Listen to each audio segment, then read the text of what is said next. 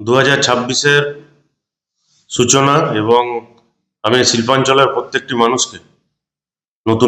ইংরেজি নতুন বছরের শুভেচ্ছা জানাই। Happy new year. সকলে ভালো থাকুন, সকলে সুস্থ থাকুন এবং সবকিছুর পাশাপাশি আমাদের যে লড়াই চলছে বাংলা এবং বাঙালিকে বাঁচানোর লড়াই, বাংলার যারা কণ্ঠরোধ করার চেষ্টা করছে তাদের বিরুদ্ধে যে লড়াই, সেই লড়াই আমাদের জারি থাকবে এবং বাংলা ও বাঙালিকে পুনরুদ্ধার করতে হবে। যারা বাংলা ও বাঙালিকে ছোট করছে, যারা বাংলা বাঙালিকে যারা স্বাধীনতা সংগ্রামীদের ইতিহাসকে ভুলে যাচ্ছে, তাদের সবকিছু মনে করিয়ে দেওয়ার যে সূচনা লগ্ন 2026 থেকেই সে আমাদের প্রতিজ্ঞাবদ্ধ হতে হবে এবং 2026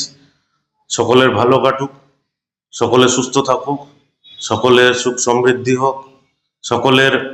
যে জায়গায় আছে, যে যেখানেই আছে, সকলের সুখ সমৃদ্ধিতে ভরে উঠুক, এইটুকুই কামনা করব। এবং তার পাশাপাশি আমি বললাম যে আমাদের যে লড়াই, সেই লড়াই চলবে। 2026 একদিকে যেমন নতুন বছরের ইংরেজি নতুন বছরের সূচনা, অন্যদিকে আমাদের তৃণমূল কংগ্রেসের প্রতিষ্ঠা দিবস। 1998 সালের পর থেকে তৃণমূল কংগ্রেস যে আস্তে আস্তে ছোট চারা গাছ থেকে আজকে যে বাংলা সারা ভারতবর্ষের বুকে যে মহীরুহ সৃষ্টি হয়েছে, একদিকে যেমন বাংলা ও বাঙালিকে আমি আগেই বললাম যে বাঁচানোর লড়াই, সেদিকে শুধু এই লড়াই বাংলার নয়, সারা ভারতবর্ষকে, যারা ভারতবর্ষের স্বাধীনতা সংগ্রাম থেকে শুরু করে যারা বিপ্লবীরা ছিল, যারা ভারতবর্ষের স্বাধীনতা সংগ্রামের জন্য প্রাণ দিয়েছিল, আত্মবলিদান হয়েছিল, তাদের সকলকে নিয়ে যে বাংলার লড়াই, সেই বাংলার লড়াই যিনি করছেন মমতা বন্দ্যোপাধ্যায় এবং অভিষেক বন্দ্যোপাধ্যায়,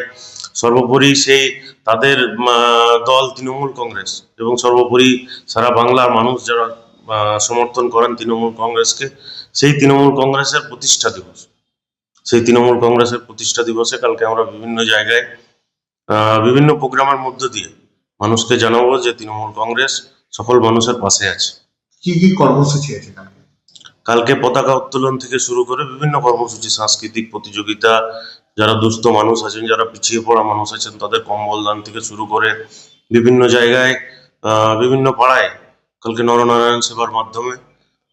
তৃণমূল কংগ্রেসের বিভিন্ন কর্মসূচি রয়েছে আমাদের।